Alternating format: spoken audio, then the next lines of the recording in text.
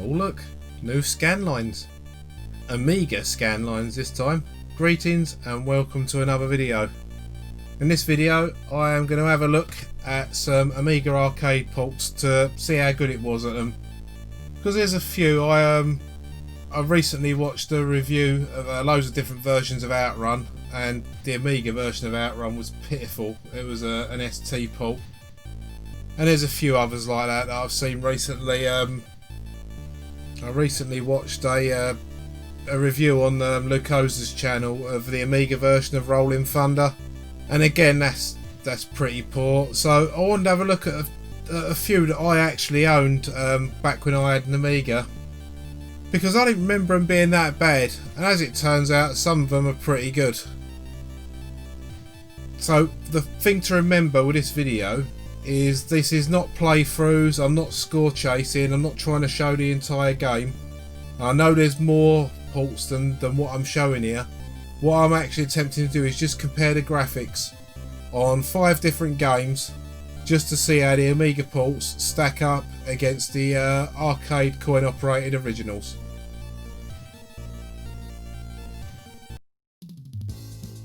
So first up here we have got Super Hang On from Sega, which was released in the arcades in 1987. It's another one of Sega's sprite scaling games, much like Outrun, Space Harrier, Afterburner. In fact, the start sounds there are pretty much the same as the Outrun ones. As you can see, as normal with Sega's games, lovely and silky smooth. I mean, it's difficult to play this in MAME because obviously in the arcade you had a bloody great motorbike to sit on if you was playing the deluxe version, and the motorbike was your analog controller. So playing it on a gamepad is something of a difficulty. But we'll see how we get on.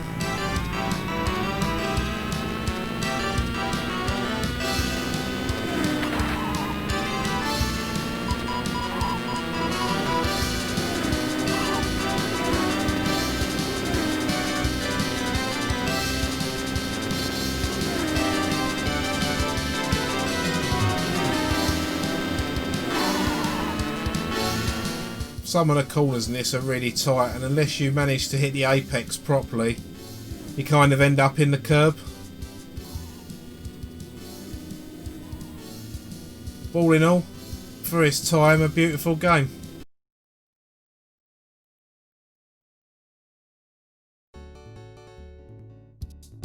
As usual, it's got some lovely Sega music.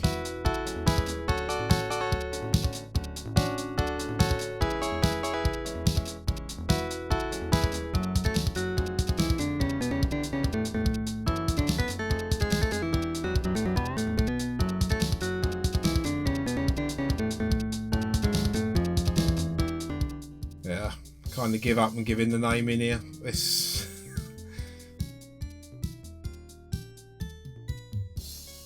just too twitchy with a gamepad. Still a classic though.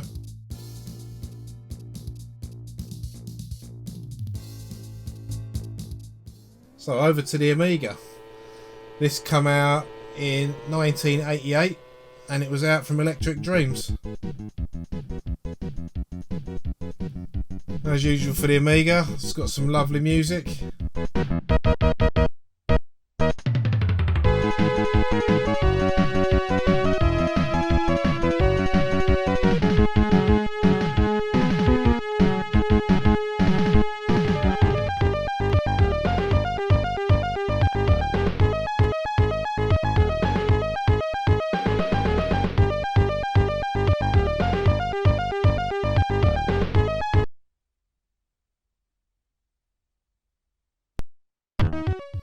Also worth noting with my Amiga setup here, I've got it on 2 times, so it looks a little bit smoothed out. I shall try and rectify that in the future. But not a bad version at all. It's fairly smooth on the A500. I did try this with the A1200 and it runs a lot smoother, definitely a better frame rate. but there was a lot of flickering and graphical errors with the other riders.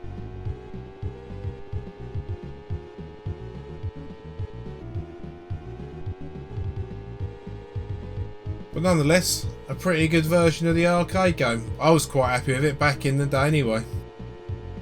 Goes along at a fair pace.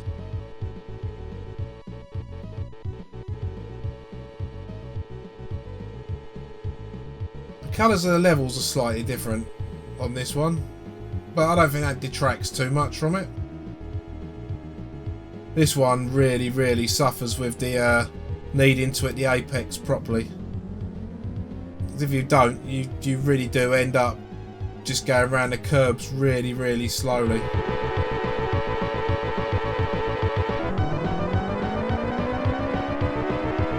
Smashing into the other riders don't help either, really.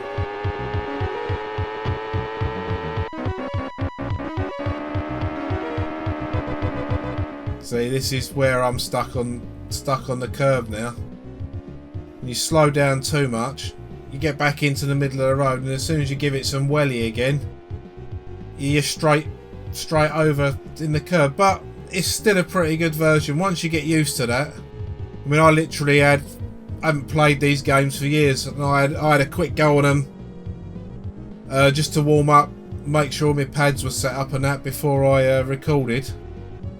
Once you do get a bit of practicing on these, this is as much fun as the arcade one. Certainly better than the 8-bit versions anyway.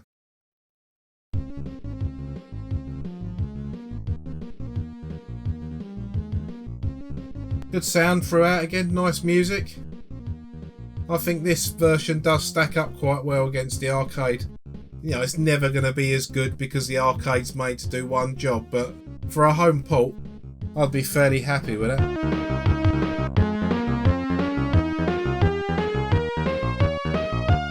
And in the home one, you can get to put your name in properly as well.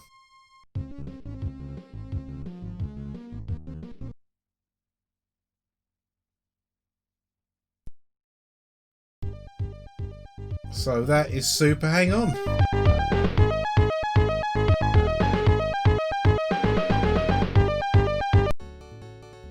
And let's have a look at those two next to each other. In a side-by-side like this, you can see how much smoother the arcade is, but it's a shame the graphics cock up on the A1200, because the A1200 runs lovely and smooth like that, especially with an 030 and upwards in it.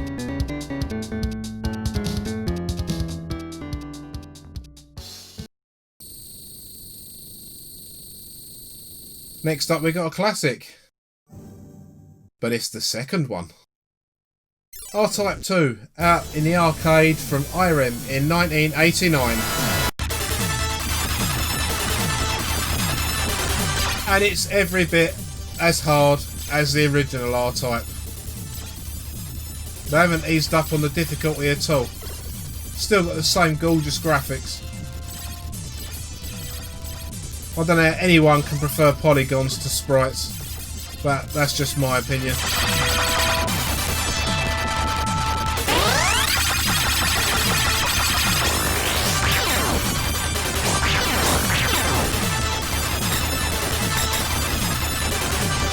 Lovely big enemies. Plenty of power-ups if you actually get them. There's one, we'll have that.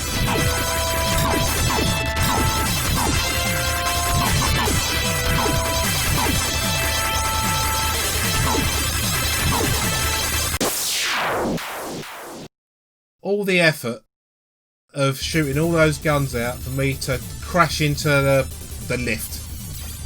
And being R-Type, yep, right back to the beginning. You've got to do all that again.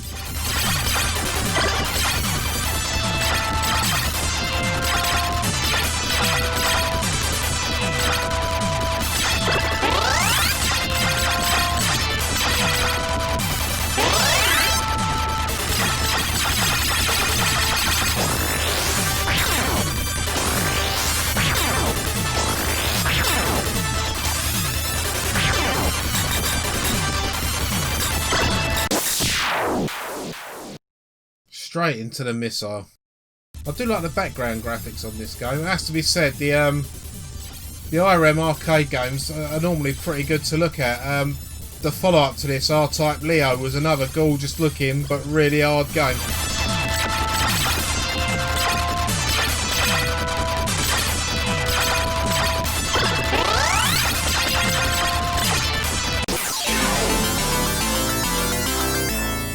Yeah, that's not the way to do that. R-Type is a game that needs a lot more practice than the time I gave it for making this video, really. Definitely a fun game, great sound, great graphics. Nice. So, the Amiga version. And the Amiga version come out in 1991 from Activision. Well, by ARC Developments, but it was published by Activision. So we've got a nice extra some intro graphics here. Music by Martin Walker. And I think they've got the music pretty much spot on in this. It does look and feel like the arcade version.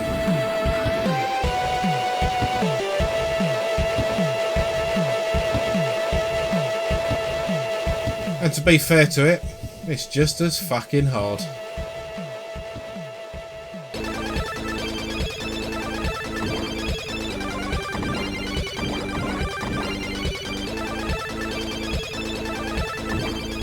Slightly lower resolution, I'd say, as some of the enemies, well, all the enemies, well, all the graphics in fact, look bigger on this one. But it's all there. It's certainly all there.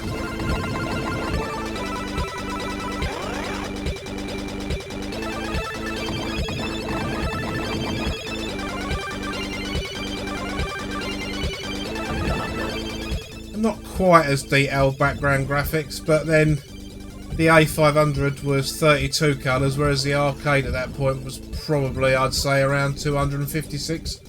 So it's going to be more colourful on the arcade, but I think with the tools they were given, they've done a fantastic job as this. So the only real drawback would be that everything's a tiny bit magnified. But I don't think it spoils the game. I mean, the game's hard enough as it is anyway, so... And it's really annoying when I get it on the back of the ship. I prefer that at the front, so it acts kind of like a bit of a shield.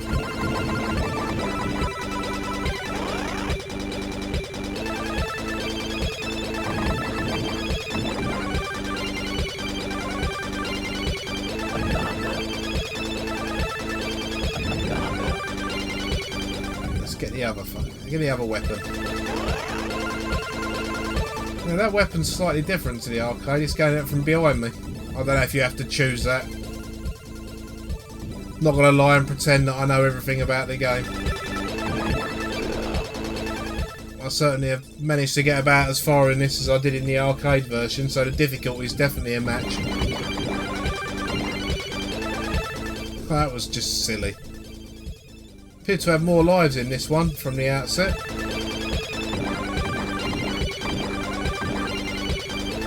That was lucky.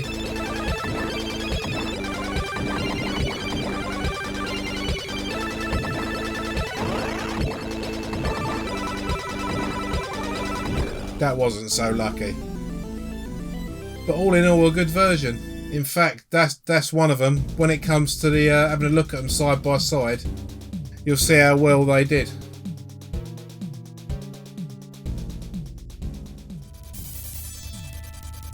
I mean, there's a few more stars on the arcade one, and you can see the difference in size of the graphics. But when you actually we actually get into this area, although as I said, there's not as many colours in the Amiga version, I think they've done a really good job of matching this up. You know, someone has sat there and painstakingly copied that by hand. Good version. Next up we have got Iron Man Ivan Stewart's Super Off-Road, which hit the arcades in 1989 from the Leland Corporation. I'm assuming, because I haven't done any particular research, I'm assuming that Ivan Stewart is an American off-road racing bloke. I'm sure someone can fill me in on that in the comments.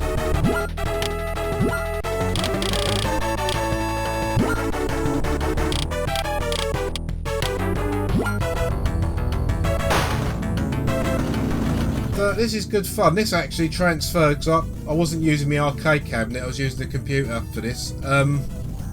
This actually transferred, the arcade version anyway, transferred well to a gamepad. I was using an Inikin Sega Mega Drive clone pad, and they're pretty good pads, I recommend them. But it transferred really well. I was able to control the car well.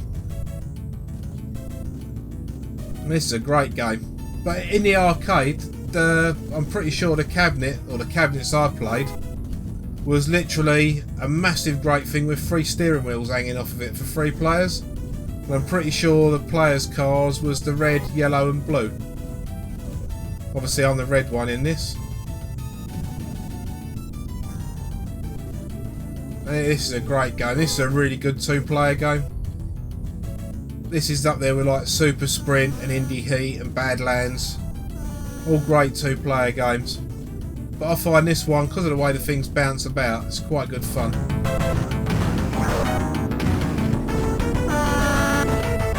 That sound though, when it tells you you're on your last lap. Bloody awful. That's one way to get across the line. Somehow I've become American for this. I must have missed that bit where you pick your flag. I know on the Amiga version you can pick your flag. But as you can see, the way it's sort of flicking between them, without the steering wheel, it is quite hard to get on the square you want. Basically, if you really want to, you can load this up with credits and just keep buying stuff. But that would be cheating, so we're not doing that. We're going to get on with the second race instead.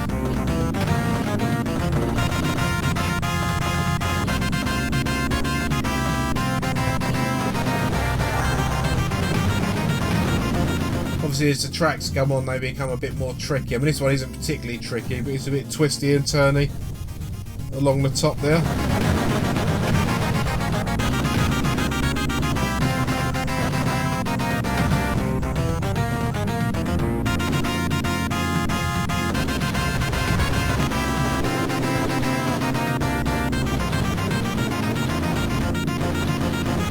There's a great version of this on the Super Nintendo.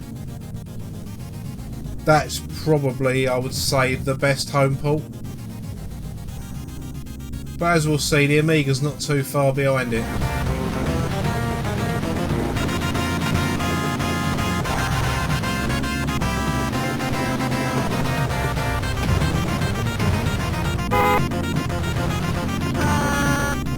That sound always makes me laugh.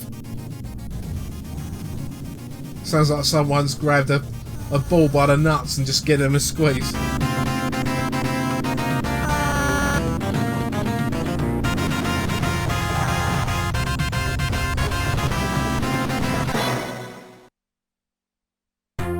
Well, I won't go on to another race. 2 races is enough, and we'll have a look at the Amiga version. Definitely a fun game.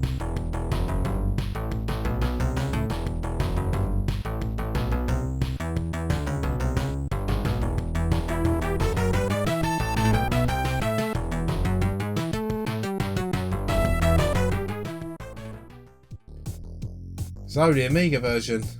This came out in 1990 from Virgin Games. And it's a fairly good approximation of the arcade. Now as you'll see when I start playing this, I had issues with the controls.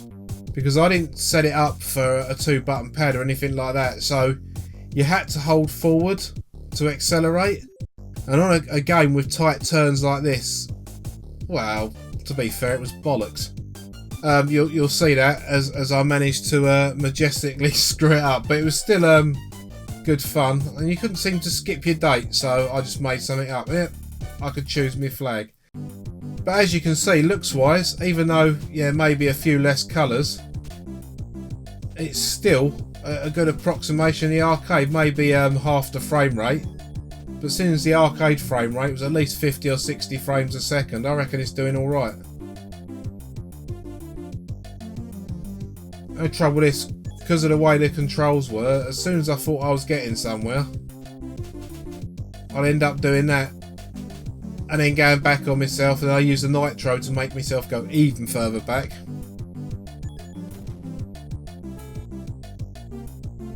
So ignoring the controls, we're actually supposed to be going to a looks here. I think this looks great. It's as close to arcade perfect as you're going to get on a 16-bit computer. I think the control issues I had was my lack of setting up rather than an issue with the game. Because I don't remember having any issues playing this back on my Amigas when I had them.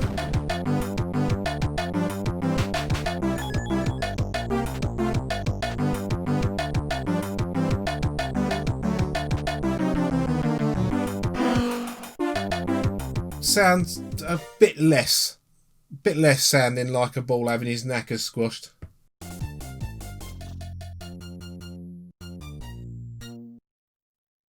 So I'll continue. I'll use a bit of credit money to boost my car up and at least compare the second level, because I found something interesting with the second level when I was recording these.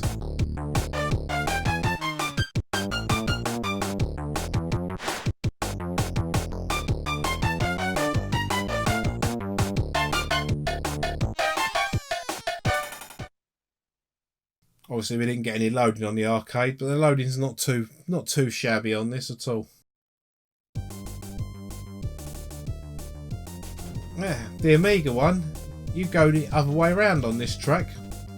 From the outset, I mean, I'm pretty sure the tracks are reversed later on in the game to add variety. But this one was backwards straight away.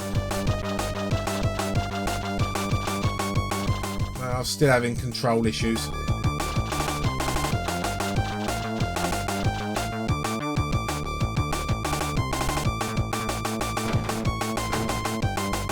Even the nitros couldn't save me. I've got 15 of them, it don't take long to get through them. But there's no way I'm going to catch up with this one. So, we'll just watch it, and then when I've lost majestically, we'll have a view of the side by side.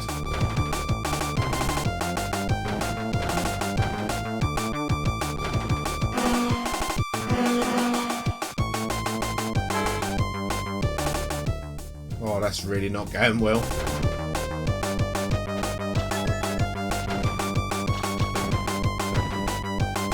For some reason at this point in the game it weren't responding to pushing up either. In fact, as good as that is, and as much as I fondly remember it, the issues I was having with the controls there, I was quite glad for it to be over. But they've got all those graphics of the girl with a cup pretty much spot on. And that's fairly close as well. So let's have a look at them side by side. Yeah, and we can see that you can definitely tell there's more colours on the arcade one, and it's a smoother frame rate. But I'm pretty sure this run on an unexpanded A500, and you know, that's not bad. That's not bad going to get an arcade port this close. Definitely one worth trying if you haven't. Also, with Super Off-Road, the crack screen's quite amusing. Right, next up, Toki.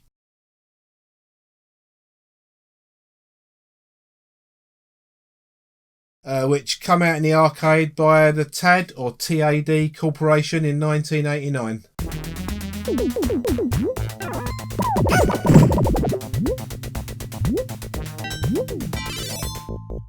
I'm not sure this completely counts as a cutesy game, because it's a pretty good platformer. I do like the music on it as well. I suppose if you find men that have been turned into monkeys cute, then this is a cute game. I'd say it was more of a cartoon game than a cute one.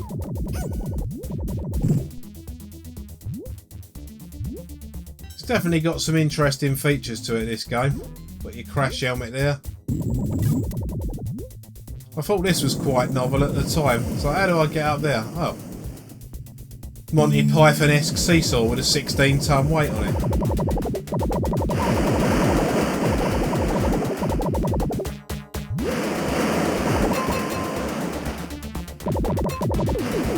Yeah, your weapons don't last forever in this either. They have limited time. Once you know what to do on this one, this is fairly simple. It's the next bit I found quite difficult.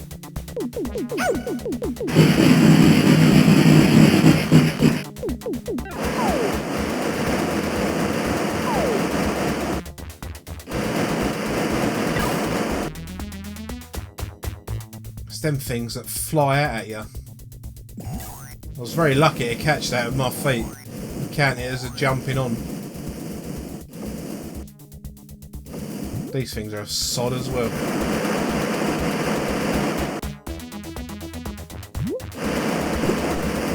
As are they.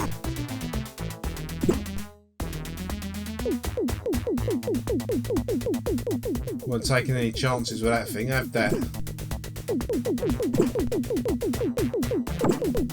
Oh, I thought that was going to miss me. Let's just do that again. At least I managed to shoot him before he got an arrow off. Oh, that was close. Now what you're supposed to do here is jump off of his head and grab that, but I cocked it up. That's like a spread fire.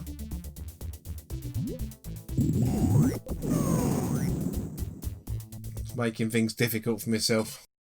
Well, that's a quick look at the initial couple of minutes of Toki. And here they are, guilt tripping you into putting more coins in to continue.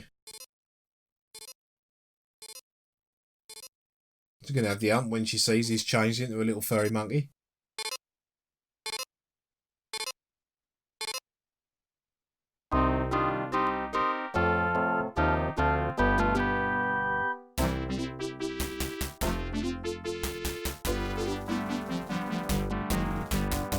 But not a terrible game at all. I've never minded Toki. I think it's because it's quirky and quite silly.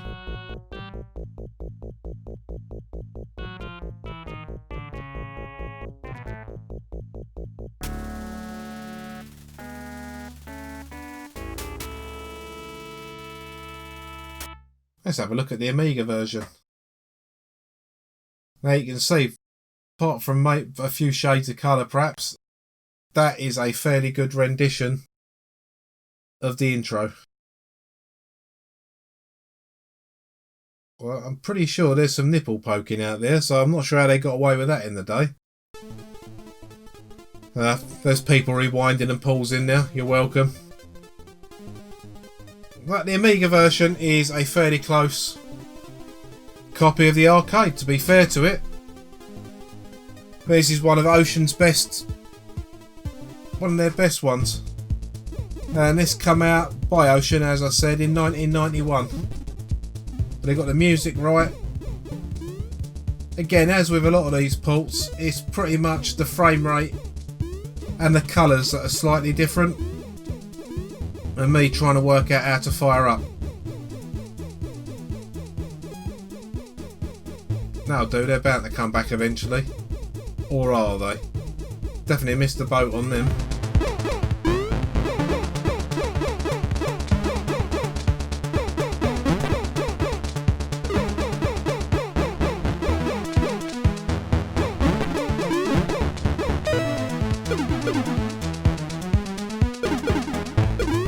This is really, really close to the arcade version. Quite impressed with this. It's almost all there. There's a few little bits missing here and there.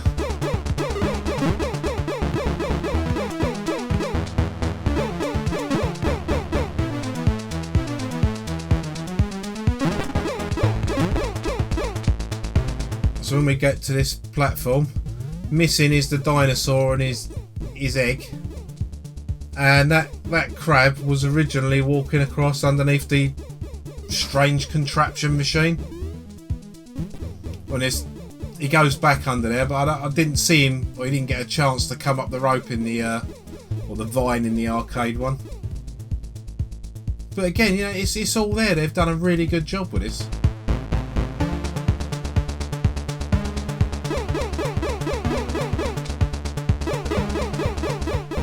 Making it look a lot harder than it is though.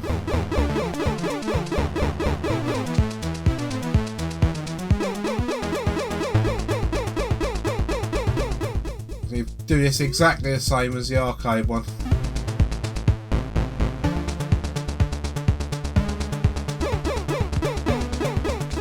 There's a few less sound effects for things being shot on that. Yeah, same sort of thing. Wasn't supposed to climb down the ladder there, so I've missed the thing that shoots out, which would have been behind me.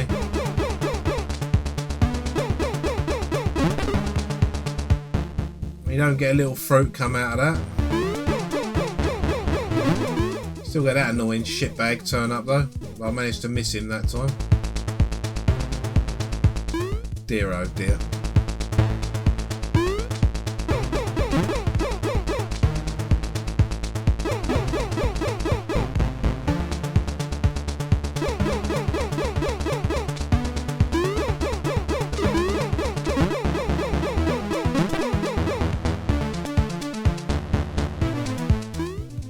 Blimey.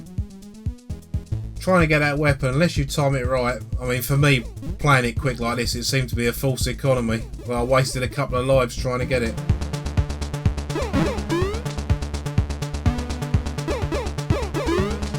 But it's quite a devastating weapon if you can pick it up.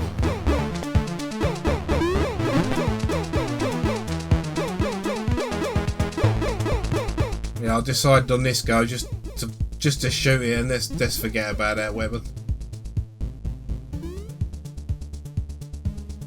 Yeah, you don't get as much screen real estate there as doing the arcade. It seems to scroll across rather slowly, I mean. But still, it is what it is. And it is quite a fun game. Yep, bullet to the head.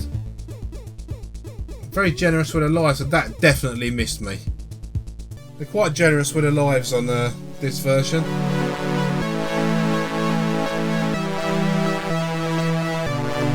No continues, just having a quick look at the games.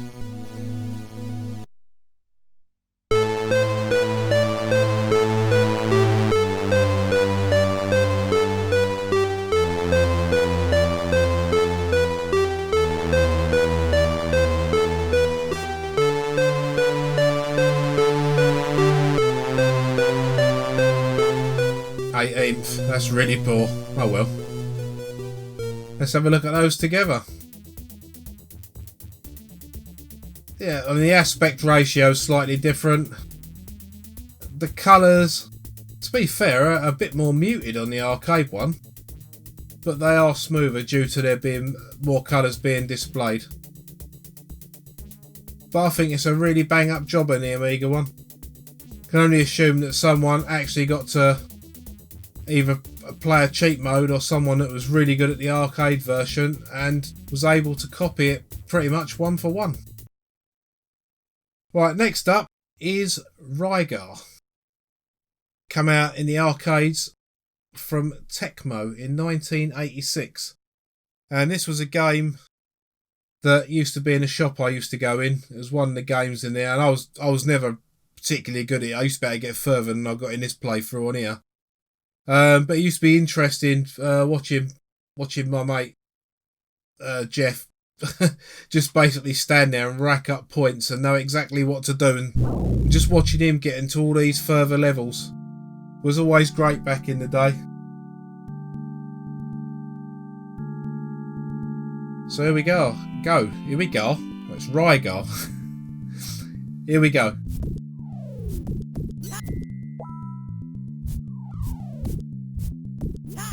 It's a standard run and gun, but instead of a gun, you've got this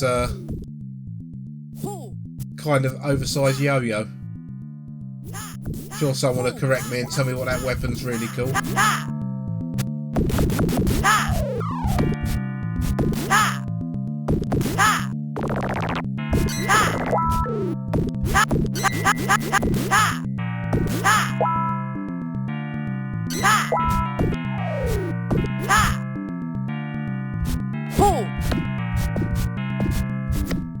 That was silly.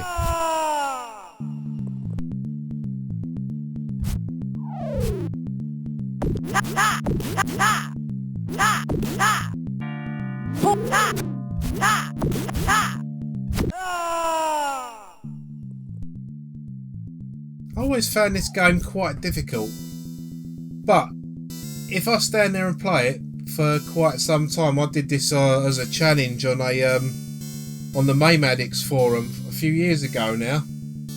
This is one of those games where you can kind of learn, I don't know about the patterns, but the initial right to left stuff. See, what I really should have done in this game now is just started jumping on things, so I'm pretty sure that's the power up. You kill everything if you jump on it. Anyway, that aside, I got quite good at this game. You know, I knew that if you got the 7 stars, you got a 50,000 bonus. I'd have to play it again, but there's a bit further on, there's a 1,000,000 point bonus somewhere, I think it is. It's got loads of hidden depth to it. It often gets written off as being a rubbish game, maybe because it's difficult, but it's one of those games you need to persevere to improve at. So up next, we're switching from the A500 to the A1200, and we have got Rygar, the beer edition from Seismic Minds, that come out last year in 2019 at the date of recording. And McGeezer, who is Graham Cowie, has appeared in a few of the live streams that I've done on the Mainmeister channel, and I know he's working on another game. He did the Bombjack beer edition as well, and this is outstanding. The first time I saw this, Lucosa reviewed it, and Lucosa absolutely hates the game Rygar, but he still gave this 7.5 out of 10 because of how close they've got it to the arcade version. It's not perfect, but if this had come out back in the day, people would have blown people's tiny minds.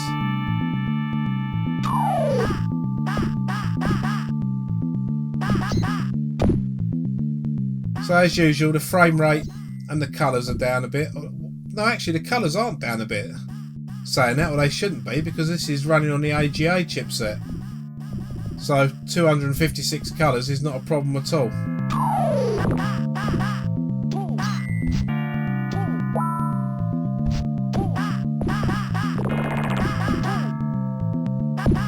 It's all there. One thing I've noticed about this, even though I've got it on beginner level, there seems to be a lot more baddies appearing than on the arcade one. And it is almost relentless. In fact, I'd go as far as to say that this is probably harder than the arcade version. So maybe if you're going to do an arcade run through, practice on the Amiga one first. If you get good at that, you should better walk through the arcade one.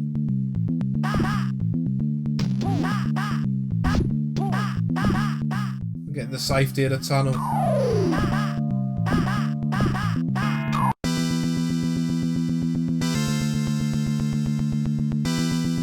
And for the Amiga one, it does do the loading of the next level while this bit's going on. So this takes a bit longer than the arcade, but it does mean the game's been loaded up.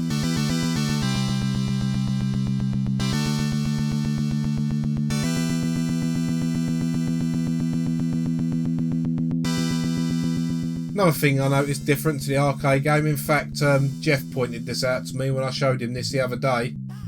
On the arcade version you actually start with 100 seconds, but in this one you only start with 60. So that's up in the difficulty straight away. Look, I've got an extra life, and there it goes. But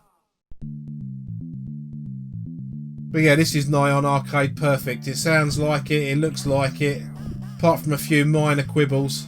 It is like it. Really, really impressive work. So I'm looking forward to anything else that these guys put out on the Amiga. Really, really good work. And like they say, long live the Amiga.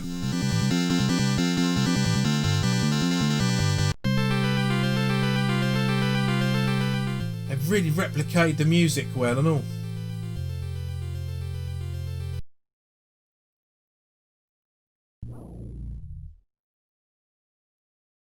Great stuff. Let's have a look at them next to each other. You can see how well they did.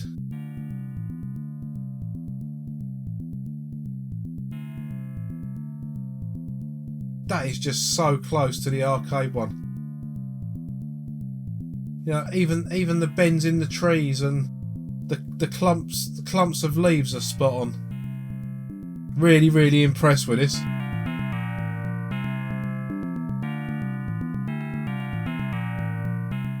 That is how you do a modern remake.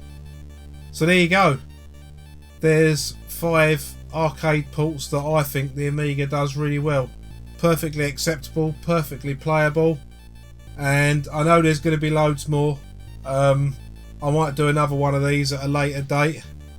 So here they all are running together.